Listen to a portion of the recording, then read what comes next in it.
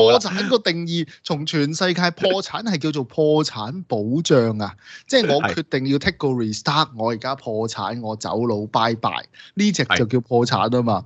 咁而家你調翻轉啦，喂！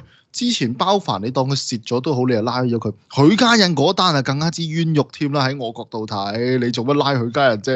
拉咗又還唔到嘅。佢咩刑事限制嘅嚇？你唔知佢咪坐監嘅可能係。咁而家佢都即係調查佢做乜嘢啫？你拉完佢，拉埋個 CFO，將佢打埋靶啊，條債都還唔到㗎啦。即係嗱，呢個就係中國特色的營運方法啦。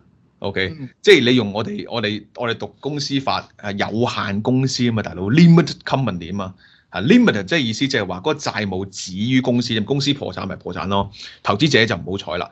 你冇理由問翻個主席噶嘛，係咪？問翻個股東噶嘛，除非佢牽涉刑事，咁你而家係刑事告佢；如果牽涉民事就民事告佢。咁你都經過一個法庭，即係譬如話佢吞即係私吞公款，係咪吞咗公司啲錢咁樣？咁呢個就另外再刑事民事去告佢。公司蝕錢咧就冇就除，如果有限公司咧你就唔好要個老細俾錢咧，你冇理由拉咗個老細噶嘛，係嘛？咁你哇點解咁犀利？喂呢個就即係咁，呢個叫咩？中國特色的企業責任嚟噶嘛？